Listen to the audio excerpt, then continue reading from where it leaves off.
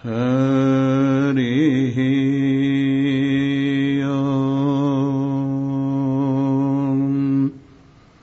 विश्वानि देव सवितुर्दुरितानि परासुव यद्भद्रं तन्नासुव। ॐ शान्तिः शान्तिः शान्तिः। शङ्करं शङ्कराचार्यं केशवं बादरायणम् सूत्रभाष्यकृतौ वन्दे भगवन्तौ पुनः पुनः। ईश्वरो गुरुरात्मेति मूर्तिभेदविभागिने व्योमवद्व्याप्तदेहाय दक्षिणामूर्तये नमः। ॐ पूर्णमदः पूर्णमिदं पूर्णात् पूर्णमुदच्यते पूर्णस्य पूर्णमादाय पूर्णमेवावशिष्यते। ॐ शान्तिः शान्तिः शान्तिः। बोलो सच्चिदानंद भगवान की जय। उत्क्रामन्तम्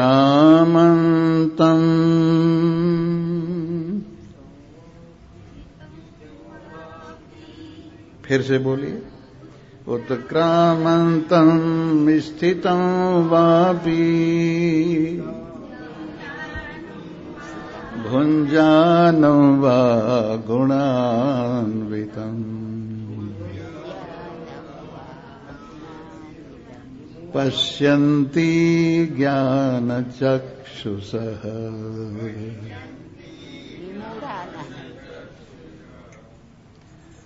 हरि ही ओम। उपस्थित भगवान के अत्यंत प्रियतम, भगवान के प्रति अत्यंत श्रद्धावान, भगवान के कृपा पात्र, परम दयालु भगवान की चरण शरण में सदा निवास करने वाले श्रोता वृंद, ये खेल कैसा विचित्र है। इसमें प्राणी आता रहता है, जाता रहता है। उत्क्रामंतम स्थितम वापि भुंजानम वा गुणान्वितम। उठता है, स्थित होता है और इन गुणों का भोग लगाता है। ये बहुत सुंदर एक कथा आती है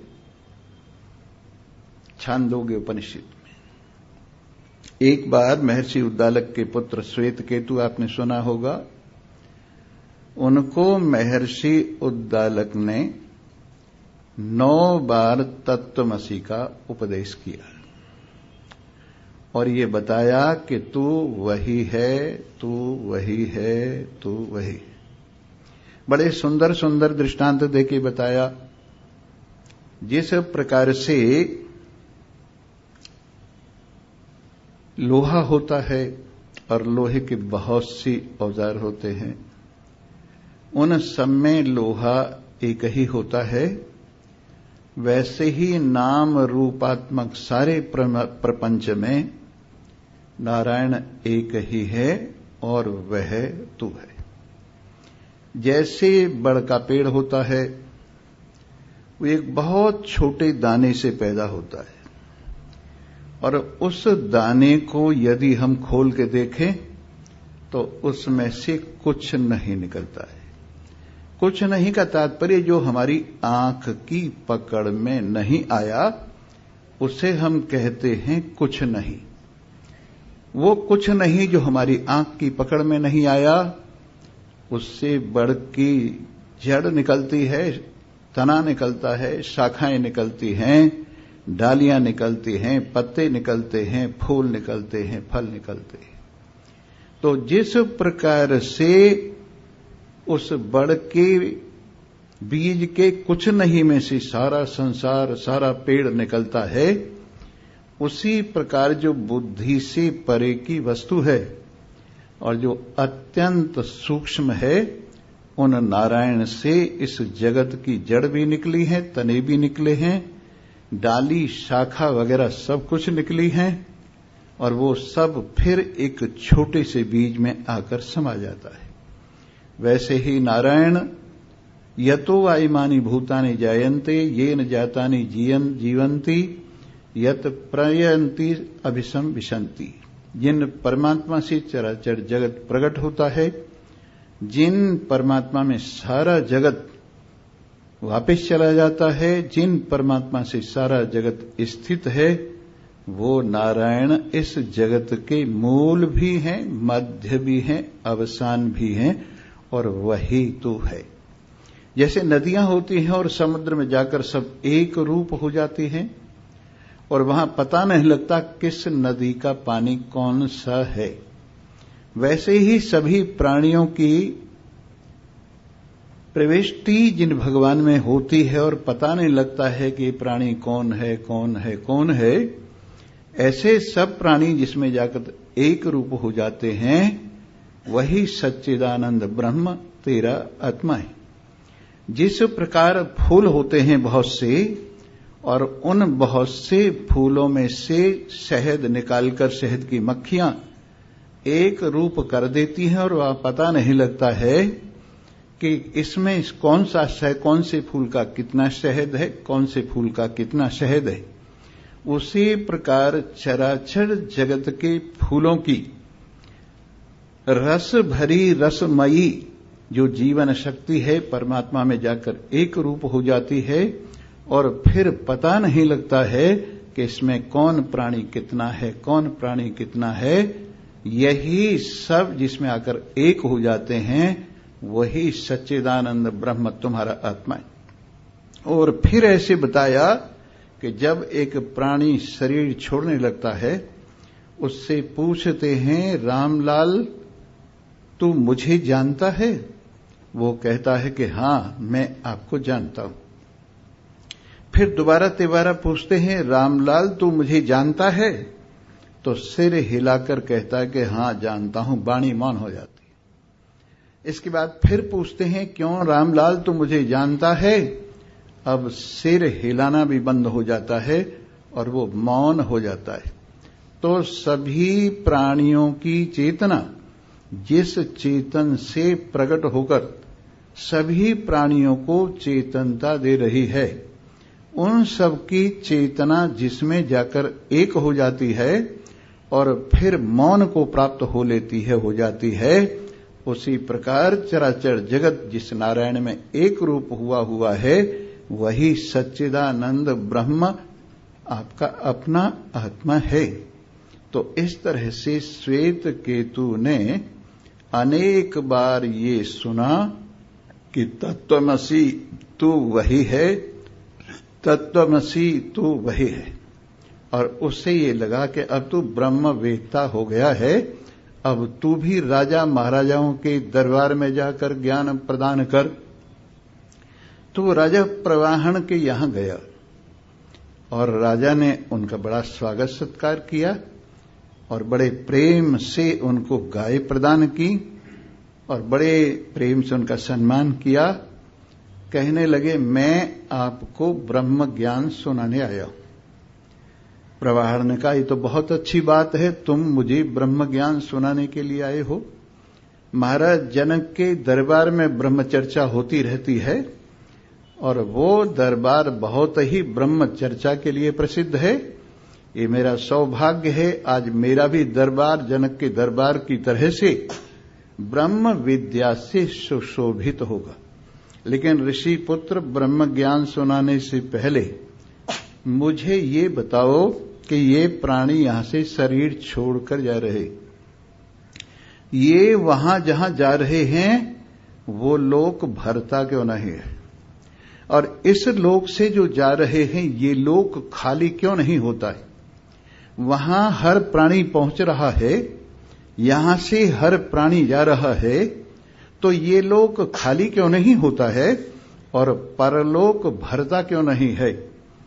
ये सुनकर श्वेत केतु की समझ में ये बात नहीं आई और वो अपमानित से होकर अपने पिता के पास आई और आकर कहा कि आपने मुझे कर्मों की गति तो बताई ही नहीं, ब्रह्म ज्ञान तो दे दिया, पर ये नहीं समझाया कि यहां से जो प्राणी जा रहे हैं परलोक में पहुंच रहे हैं, परलोक भरता क्यों नहीं है और ये लोक खाली क्यों नहीं होता है?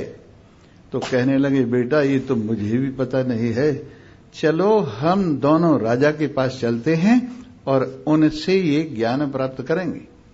श्वेत केतु ने कहा, मैं तो उसके पास जाऊंगा नहीं, मैं उस क्षत्रिय से ब्राह्मण होकर ज्ञान प्राप्त करूंगा। उन्होंने कहा, भाई विद्या हर जगह से लेनी चाहिए, इसमें छोटे बड़े की बात नहीं है, तो तुम जाओ, मैं नहीं जाऊंगा, मैं तो बड़ा अपमानित हुआ हूं। महर्षि उद्दालक राजा प्रवाहन के यहां गए और राजा प्रवाहन ने भी उनका बहुत स्वागत सत्कार किया और इसके बाद कहा, महर्षि प्रवर आपका कैसे आना हुआ? कि मेरे से पहले 2-4 दिन मेरा बेटा आपके पास आया था और उसने ब्रह्म ज्ञान देने की पेशकश की थी आपके दरबार में, और आपने उससे जो पूछा कि यहां से लोग जा रहे हैं, ये लोग खाली क्यों नहीं होता है, परलोक में पहुंच रहे हैं तो वो लोग भरता क्यों नहीं है, ये लोग खाली क्यों नहीं होता है? कहने लगे, अच्छा आप थोड़े दिन मेरे अतिथि रहिए, मैं सोच विचार कर ये ज्ञान दूंगा। कुछ दिन अतिथि रहने के बाद महर्षि उद्दालक प्रवाहन के दरबार में समित पानी होकर आए और कहा, मुझे वो विद्या सिखाइए। बोले, ठीक है।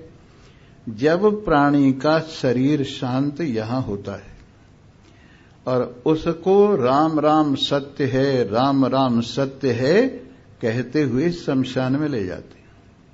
जब शमशान की अग्नि उसको प्राप्त होती है तो उसके शरीर के 3 हिस्से होते हैं। एक हिस्सा तो ज्योति बनकर, रोशनी बनकर ऊपर उड़ जाता है, दूसरा हिस्सा धुआं बनकर वो भी ऊपर उड़ जाता है, बाकी रह जाती है भस्म। इस प्रकार से जैसे 3 शरीर के हिस्से हुए और एक ज्योति बनी, एक धुआं बना और एक मिट्टी बनकर यहीं रह गई, बिल्कुल ठीक उसी प्रकार इस प्राणी की गति होती है।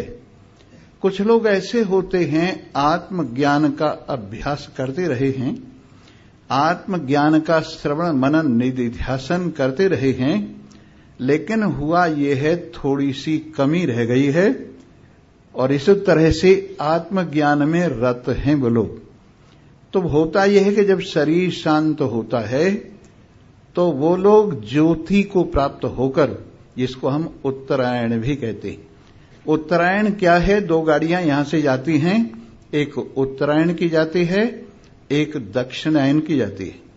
उत्तरायण की गाड़ी उत्तरायण काल में चलती है और उत्तरायण के लोक को ले जाती है, और दक्षिणायन की गाड़ी दक्षिणायन में चलती है और वो दक्षिणायन के लोक को ले जाती है।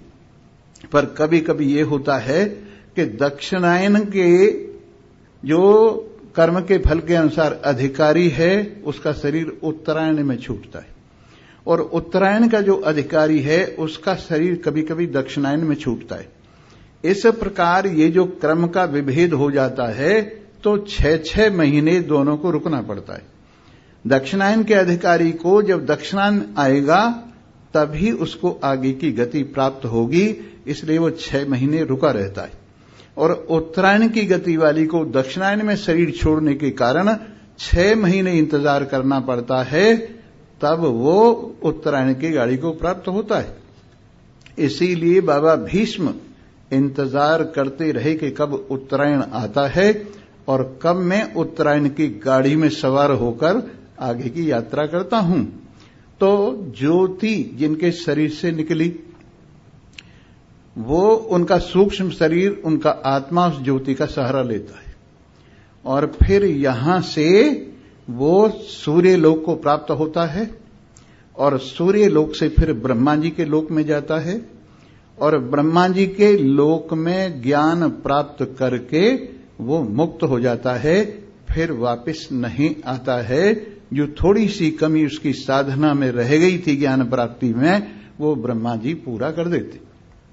इसके बाद जो यहां कर्म के प्रति रति वाले हैं, धार्मिक लोग हैं, संतान के प्रति मोह है, घर बार के प्रति मोह है, उनका जब शरीर छूटता है तो वो दक्षिणायन की गाड़ी से चंद्रलोक को पहुंचते और चंद्रलोक से वो लोग पितृलोक में जाते हैं और इस तरह से पितृलोक में सीमित समय के लिए निवास करते हैं। तो जब पितृलोक में गए हुए जो लोग हैं, जब उनके पुण्य क्षय होते हैं तो वो फिर नीचे वापस आ जाते हैं और फिर इस लोक में आकर जो भगवान की प्रक्रिया है उसमें शामिल हो जाते हैं। तो इस प्रकार पहली जो आहुति है पितृलोक में जाने वालों की, वो अग्नि में लगती है। फिर दूसरी आहुति उनकी पितृलोक में लगती है। फिर तीसरी आहुति उनकी अन्न में लगती है। फिर चौथी आहुति अन्न से पुरुष में लगती है और फिर पुरुष से स्त्री में पांचवी आहुति लगती है और ये पंचाग्नि विद्या है। इसका नाम पंचाग्नि विद्या है। ऐसे ये जीव 5 अग्नियों को पार होकर फिर से इस मनुष्य शरीर में, मनुष्य लोक में आ जाता है। इसलिए वहां से वापस आ जाता है। ये लोक खाली नहीं होता, यहां से वहां पहुंचता रहता है, इसलिए वो लोग भरता नहीं है और ये क्रम चलता रहता है। यहां से उठता है और कैसे उठता है, अंत समय में इसके जो संचित कर्म हैं, 3 प्रकार के कर्म हम सबके साथ जुड़े हुए। एक तो संचित कर्म है, एक प्रारब्ध कर्म है, एक क्रियमाण कर्म है जिनको आगामी भी कहते हैं। संचित कर्म तो वो हैं जो जमा रहते हैं और व्यक्ति जो भी करता है उसमें जमा होता जाता है, ये हुआ संचित कर्म। और शरीर के बनने से पहले जो संचित में से प्रबल वासना के अनुसार कर्म उठे हैं उनसे प्रारब्ध कर्म कहते हैं और ये हमारे शरीर प्रारब्ध से बने। तो एक कहावत है, प्रारब्ध पहले बनी पीछे बना शरीर, तुलसी ये अफसोस है मन नहीं बांधे धीर। शरीरों के बनने से पहले हर शरीर की प्रारब्ध बन गई है।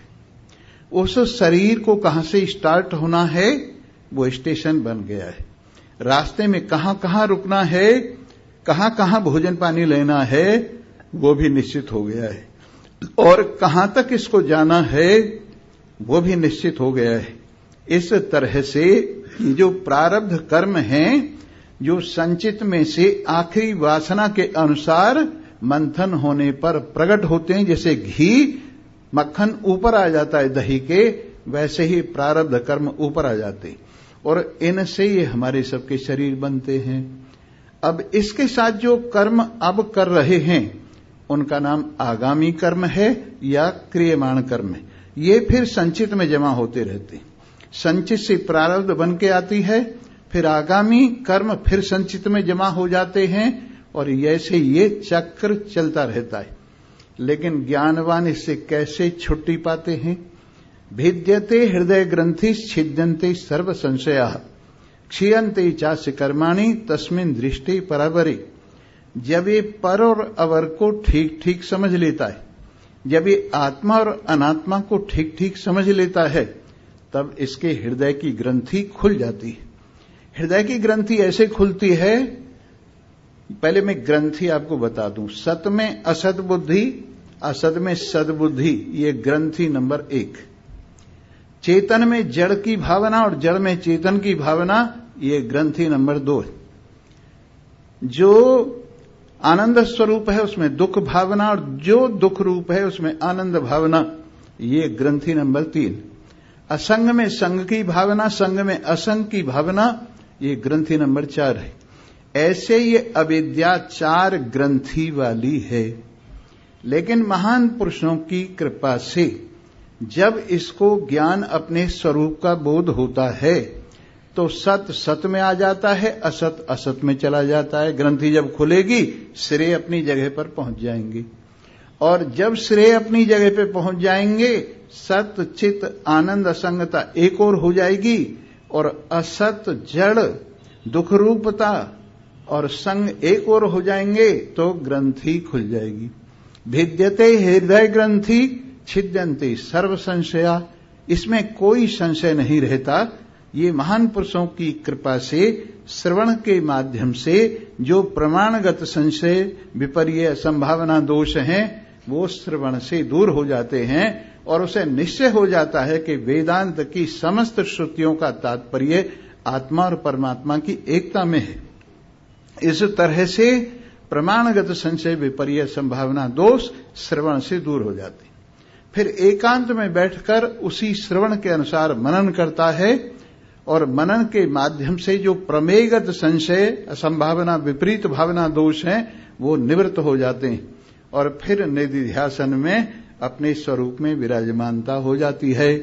तो भिद्यते हृदय ग्रंथि छिद्यन्ते सर्व संशया क्षीयन्ते चास्य कर्माणि। जब ये गांठ खुल जाती है तो इसके कर्म यहीं निबट जाते हैं, किसी लोक में आता जाता नहीं है, और इस तरह से ये छुट्टी पा जाता है। तो इस तरह से 3 गति तो ये हुई।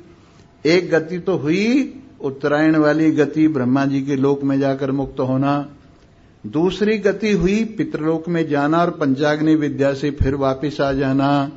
और तीसरी गति हुई अपने स्वरूप का बोध, न कहीं आना न कहीं जाना, यही निपटारा हो जाना। और चौथी गति हुई जो मिट्टी रह गई है, कई लोग मिट्टी की तरह से यही रह जाते, और कभी पेड़ पौधों के भोजन बन जाते हैं, कभी पेड़ पौधे उनके भोजन बन जाते हैं, कभी वो जंगली जीवों के भोजन बन जाते हैं, कभी जंगली जीव उनके भोजन बन जाते हैं।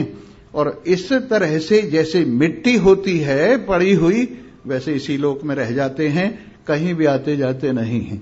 ऐसे लोगों का, ऐसे जीवों का समझिए, इसको हम महापतन कहते हैं। इसका नाम क्या है? महापतन है। जिस जीव को न तो मुक्ति प्राप्त हुई, न पितृलोक प्राप्त हुआ, न मनुष्य शरीर फिर से मिला, ऐसे लोग अधमाधम लोग हैं। देखिए 4 स्थितियां हैं आदमी की।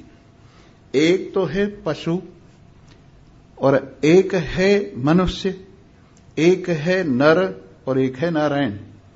पशु कौन है मनुष्यों में? जो बार बार गलती करता है, बार बार कष्ट उठाता है, और फिर भी गलती को नहीं छोड़ता है, वो पशु कहलाता है। पशु माने पास में बंधा हुआ।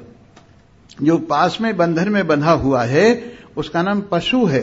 और पशु का तात्पर्य क्या है कि बार बार गलती करता है, और बार बार गलती करते हुए फिर गलती करता है, मानता नहीं है, समझाने पर भी वो पशु है। इसके बाद मनुष्य कौन है? जो मननशील है, जिसको ये पता है कि मेरी गलती हो गई, और उस गलती को सुधारने का जो प्रयास करता है वो मनुष्य कहलाता है।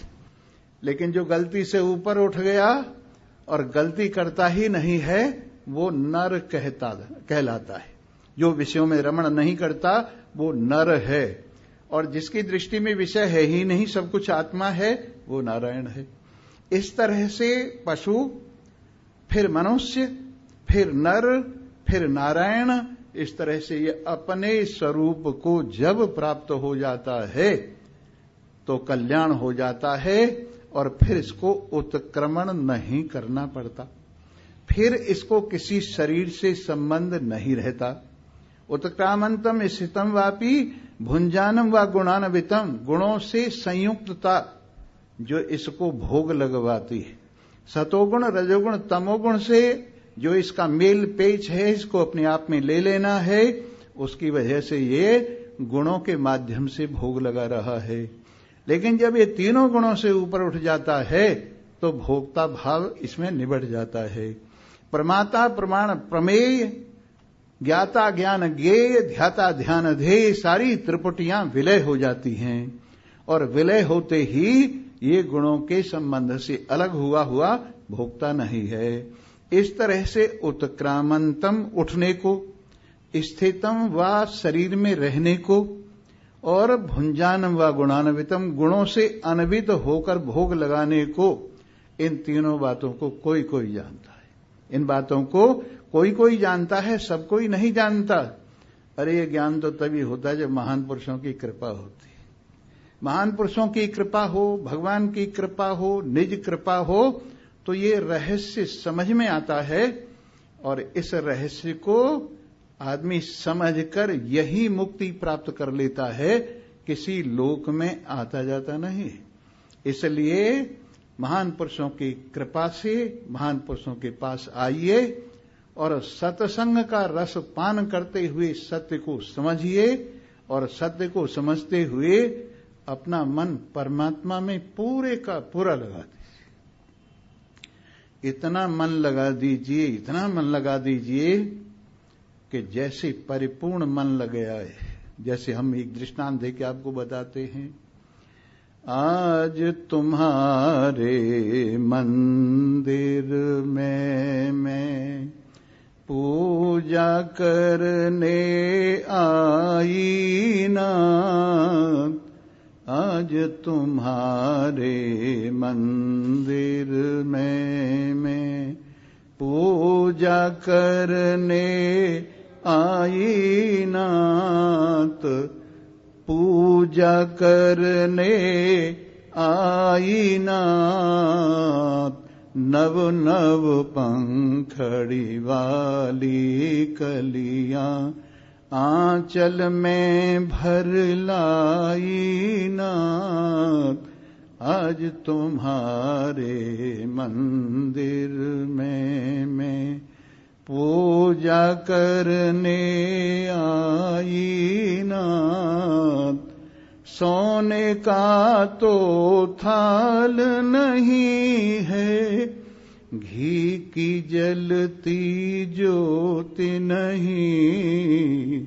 सोने का तो थाल नहीं है, घी की जलती ज्योति नहीं। माटी का लघु दीप हथेली पर ही मैं धर लाई नाथ, आज तुम्हारे मंदिर में मैं पूजा करने आई नाथ। मैं गरीब नीलाती कहाँ से पूजा का सामान भला। मैं गरीब नीलाती कहाँ से पूजा का सामान भला। मैं तो दासी जन्म जन्म की समझो नहीं पराई नाथ, आज तुम्हारे मंदिर में मैं पूजा करने आई नाथ। चुन चुन कलिया नव उपवन की आंचल में भर लाई नाथ। मत देखो सूखी ये अलकें, मत देखो गीली पलकें। मत देखो सूखी ये अलकें, मत देखो गीली पलकें। मुखड़े को मत देखो देखो भावों की गहराई नाथ, आज तुम्हारे मंदिर में मैं पूजा करने आई नाथ। आज तुम्हारे मंदिर में मैं हाथों से ये नए सुमन लो, अंजलि से दो नए सुमन लो, आंखों से दो आंसू लो। अंजलि से दो नए सुमन लो, आंखों से दो आंसू लो। भव सागर से पार उतारो, पहले लो उतराई नाथ। आज तुम्हारे मंदिर में मैं पूजा करने आई नाथ। आपका मन ही, आपका हृदय ही मंदिर है। आप सब प्रकार का अभिमान छोड़कर अपने हृदय की मंदिर में मैं मेरी के भाव छोड़कर नई नई भावनाओं के पुष्प अभी खिले नहीं हैं, कलियां ही हैं। ऐसे सुंदर प्रेम भरी भावनाओं के पुष्प आंचल में लाए हैं। अपने प्रियतम के चरणों में बैठे बैठे चढ़ा रहे हैं। कह रहे हैं, प्रभु मेरे पास न कोई चांदी का थाल है, न मेरे पास में कोई सोने का दीपक है, न मेरे पास में कपूर जलाने के लिए है तो केवल मेरे हाथ पर रखा हुआ शरीर का माटी का दीपक। इसमें आपके प्रेम की ज्योति जल रही है। ये आपके मुखड़े पर न्योछावर है ज्योति। हे त्रिलोकीनाथ, इस छोटी सी ज्योति को जो मेरी मैं के रूप में शरीर से जल रही है, आप अवश्य में स्वीकार करेंगे। प्रभु मेरे चेहरे की ओर मत देखिए। आपका स्मरण करते करते करते करते रात रात भर जागती रही हूं, चेहरे का रंग उड़ गया है। रात रात भर मुझे अपने बाल ठीक करने का समय भी नहीं मिला है, तो बाल भी उलट पुलट हो गए हैं। प्रभु न चेहरे को देखिए और न बालों को देखिए, प्रभु मेरी भावना को देखिए। चेहरे को मत देखो, देखो भावों की गहराई नाथ। मेरे भाव इतनी गहराई में से अंदर से उठ के आए हैं। हे परम प्रियतम, आपकी खोज जो अनेक जन्मों से हृदय में चल रही थी, आज वो खोज पूरी हो रही है और मैं अपनी श्रेष्ठ श्रेष्ठ भावनाएं आपके चरणों में चढ़ा रही हूं। हे त्रिलोकीनाथ, मेरी अंजलि में 2 फूल हैं और मेरी आंखों से 2 आंसू गिर रहे हैं। प्रभु मेरे पास भवसागर से पार होने के लिए यही किराया है। इस किराए को स्वीकार कीजिए। मेरी आंखों के आंसू, मेरे हाथों से लाए गए ये पुष्प, सद्भावनाएं, प्रेम, ये स्वीकार कीजिए। प्रभु मुझे भवसागर से पार कर दीजिए। और ऐसी भावना बनती है, प्रभु मोरे अवगुण चित न धरो, प्रभु मोरे अवगुण चित न धरो, प्रभु मोरे अवगुण चित न धरो। समदरसी है नाम तिहारो, समदरसी है नाम तिहारो, चाहे तो पार करो, प्रभु मोरे अवगुण चित न धरो, प्रभु मोरे अवगुण चेतन धरो। एक लोहा पूजा में राखत, एक घर बधिक पर्यो। ये दो विधा परस नहीं देखे, सुवर्ण करत खरो। प्रभु मोरे अवगुण चेतन धरो। प्रभु मोरे अवगुण चेतन धरो। एक नदी एक नाली कहावे, एक नदी एक नाली कहावे। मैलो ही नीर भर्यो, जब दोनों मिले एक वरण भये। सुरसरी नाम पर्यो, प्रभु मोरे अवगुण चेतन धरो। प्रभु मोरे अवगुण चेतन धरो।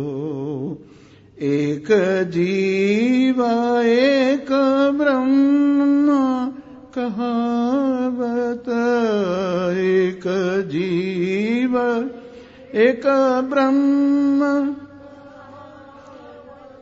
मैलो ही नीर भर्यो, सूर श्याम झगड़ो। अब की बेरी मोहे पार उतारो। अब की बेरी मोहे पार उतारो। नहीं प्राण जात डरो, प्रभु मोरे अवगुण चेतन धरो। अपने ही प्रियतम के चरणों में अपनी ही प्रार्थना, अपने ही जीवित लाल जीवित नारायण के चरणों में जीवित जीव की जीवित भावना जो जीवन प्रदान करती हुई प्रकट हो रही है, वो परमात्मा को विवश कर देगी और वो अपने हाथ उठाकर आपको अपने आलिंगन में ले लेंगे, अपने हृदय के साथ एक कर लेंगे। भगवान श्याम सुंदर त्रिलोकीनाथ अखिल ब्रह्मांड नायक अनेक जन्मों से तड़पती हुई भावनाएं, अनेक जन्मों से पीछा करती हुई कामनाएं, अनेक जन्मों से पाने की इच्छाएं ब्रज में आकर गोपियों के रूप में प्रकट हो गई और भगवान रस प्रदान करने वाले कृष्ण के रूप में प्रकट हो गए। रस का आदान प्रदान हो रहा है, लेकिन और समीप और समीप और समीपता चाहती हैं भावनाएं, और नजदीकी और नजदीकी और नजदीकी चाहती हैं कामनाएं। तो भगवान ने सद्भावनाओं को पूरा करने के लिए उन जीवों की तड़पती हुई भावनाओं को ठंडा करने के लिए अपने दिल से लगाकर मधुर मधुर बांसुरी बजाई और क्लीन स्वर भर कर जब उनकी बांसुरी यमुना के किनारे बजी, हुआ ये यमुना जी ने सोचा आज मेरे प्रियतम अपने कोमल कोमल चरण कमलों से मेरे किनारे रास करने जा रहे हैं, उनका नित्य होगा तो सुंदर सुंदर बालू लाकर किनारे पर बिछा दे। चंद्रमा ने सोचा आज चंद्रवंश में प्रकट हुए नारायण अमृत बांटने जा रहे हैं समस्त चकोरियों को। तो चंद्रमा ने परिपूर्ण किरणों से शरद पूर्णिमा के दिन ऐसा बिछा दिया चांदी का फर्श, लगता था हर कण में चंद्रमा विराजमान है, यमुना के हर कण में चंद्रमा विराजमान है। जो फूल दिन में खिलते थे वो रात में खिल उठे, सद्भावनाएं चारों ओर वातावरण सुंदर बनाने लगी।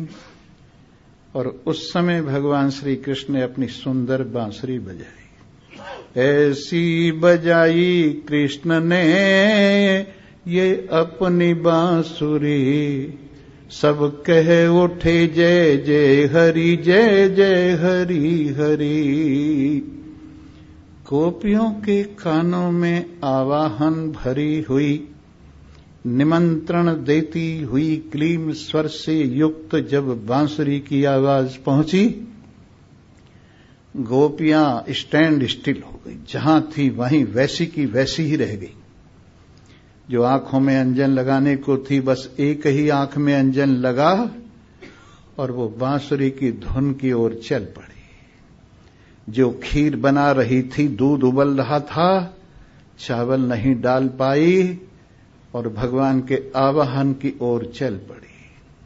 बच्चे को दूध पिला रही थी, बच्चा संभाला नहीं गया, लुढ़क गया और वो भगवान के आवाहन के अनुसार यमुना के तट पर चली गई। इसी तरह से ऊपर के कपड़े नीचे, नीचे के कपड़े ऊपर, उनको ध्यान ही नहीं रहा। समस्त गोपियां भगवान की कृपा किरण प्राप्त करने के लिए करुणा से संयुक्त भगवान को देखकर यमुना के कर कमलों से लाई हुई बिछाई हुई बालू पर पहुंच गई। एक बेचारी उसके पति ने जाने नहीं दिया और उसको ताले में बंद करके बैठ गया कि मैं तुझे नहीं जाने दूंगा, मैं तेरा पति हूं, 7 फेरे मैंने लिए हैं अग्नि की गवाही में, मैं तुझे नहीं जाने दूंगा। हाथ जोड़कर प्रार्थना करने लगी, तुम मेरे पति हो, तुम्हें सहायता करनी चाहिए, भगवान के मिलने में सहायता करनी चाहिए, भगवान के दर्शन में सहायता करनी चाहिए। मैं अनेक जन्मों से ढूंढती ढूंढती अब भगवान के समीप पहुंची हूं, मुझे जाने दो, मैं हाथ जोड़ती हूं, मैं तुम्हारी बहुत सेवा करूंगी। लेकिन वो जाने ही नहीं दे रहा था और ताला पक्का बंद कर दिया और वो कहने लगी, हाँ हाँ हरि लो जान देव प्रभु,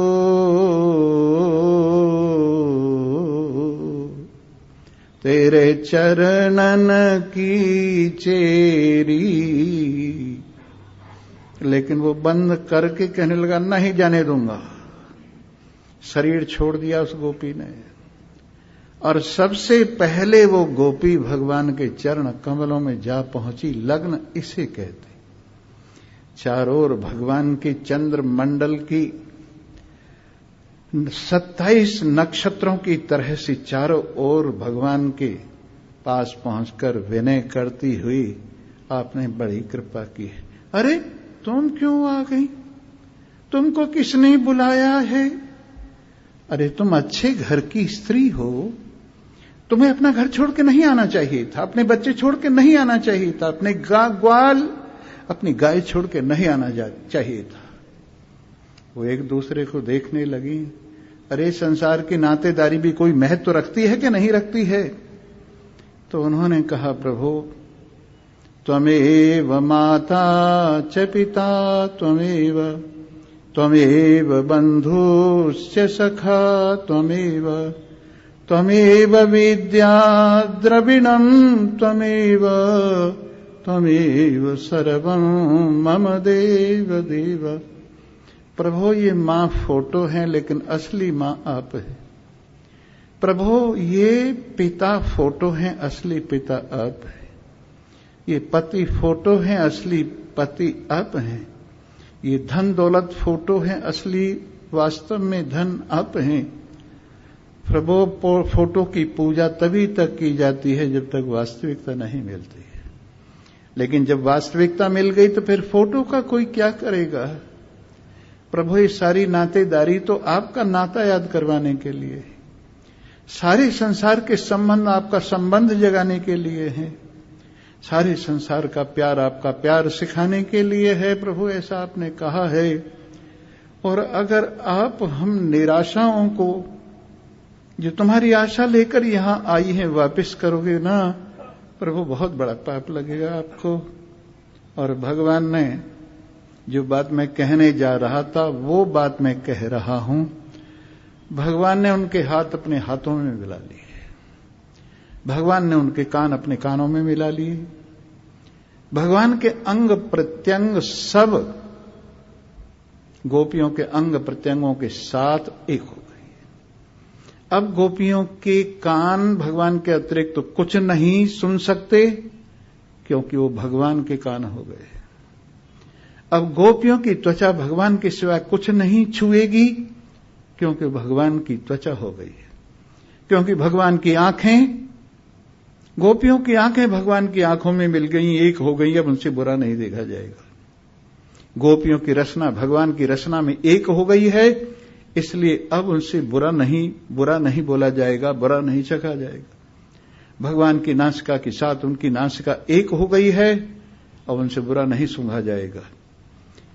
अब उनके हाथों से बुरा नहीं होगा, पैरों से बुरी गति नहीं होगी, वाणी से बुरा नहीं बोला जाएगा।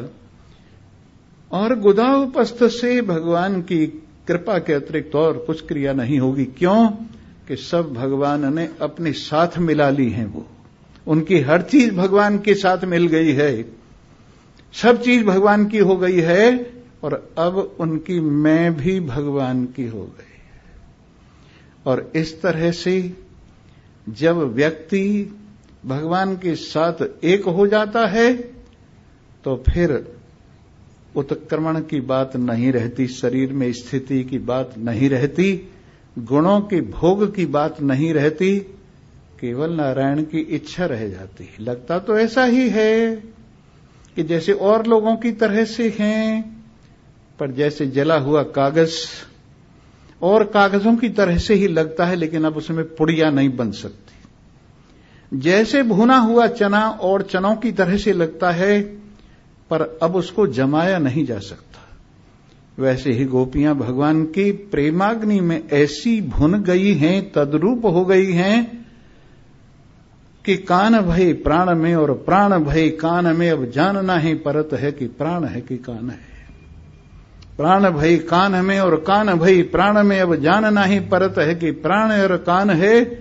ये सब एक रूपता हो गई। भगवान करे आप भी उत्क्रामंतम स्थितम वापी, जो उठ रहे हो, बैठ रहे हो, गुणों का भोग लगा रहे हो, इससे बिल्कुल मशीन से अलग होकर अपने साक्षी भाव में, असंग भावना में स्थित होवें। और जैसे ज्ञानी लोग इस क्रिया को समझते हैं, ये क्रिया आत्मा में नहीं है, प्रकृति में है, वैसे आप भी यही समझेंगे। उत्क्रामंतम स्थितम वापि भुंजानम वा गुणान्वितम विमूढ़ा नानुपश्यन्ति। विमूढ़ लोग इस बात को नहीं जानते, ये सब प्रकृति का खेल है, आत्मा से इसका कोई संबंध नहीं। लेकिन ज्ञानी लोग जानते हैं कि आत्मा बिल्कुल असंग है, वो इस बात को जानते हैं, इसलिए सारे खेल में सदा असंग रहते हैं, उनको कहीं बंधन नहीं है। ज्ञानवान जीते जी मुक्त है, ज्ञानवान जीवन मुक्ति का आनंद ले रहा है। ज्ञानवान तमाशे को देखते हुए तमाशे के साथ मिलता नहीं है। ज्ञानवान किनारे पर बैठकर नदी को देख रहा है, पर नदी में डूबता नहीं है। ज्ञानवान योगी है, बाकी सब भोगी हैं। जो योगी हैं, आपके हाथ में विष नहीं, आपके हाथ में घाव नहीं है, विष रख लीजिए, कुछ फर्क नहीं पड़ने वाला। अगर घाव है तो दूर से आके विष चिपट जाएगा। वैसे ही अज्ञान का घाव, मोह माया का घाव, नासमझी का घाव जिनके दिल में है, दुनिया दूर दूर से आकर चिपट जाएगी। लेकिन जिनके हृदय में घाव है ही नहीं, परमात्मा के प्रेम से बिल्कुल बेवकूफी रफू हो गई है, उनके दिल में कोई भाव न होने के कारण सदा अपने आप में असंगता का आनंद लेते हैं और एक ज्ञानी की तरह से संसार में रहिए और मौज मनाइए। व्यर्थ के रोने धोने में क्या रखा हुआ है? इस रोने धोने से क्या हो जाएगा? क्या तुम्हारे कोई आंसू पूछेगा? कोई आंसू पूछने वाला नहीं। अपने आंसुओं से फुर्सत नहीं है किसी को, इसलिए किसी से कुछ आशा न करके अपने आप में विराजमान होकर अपने ही पुरुषार्थ से, अपनी ही मेहनत से, संतों की कृपा से, महान पुरुषों की कृपा और परमात्मा की कृपा से इस अपनी महिमा को जानिए। अपने आंसू आप पूछ लीजिए, चिंताएं और शोक को आग लगा दीजिए। मोह और शोक कहां है जहां ज्ञान है।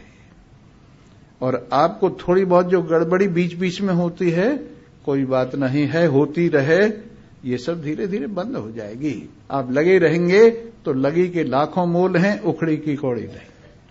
जो लगा हुआ है वो अवश्य में पहुंचेगा, और जो बिना बात जरा सी बात में उखड़ जाता है, ऐसी नासमझी नहीं करनी चाहिए। इन्हीं शब्दों के साथ आप सभी को धन्यवाद है।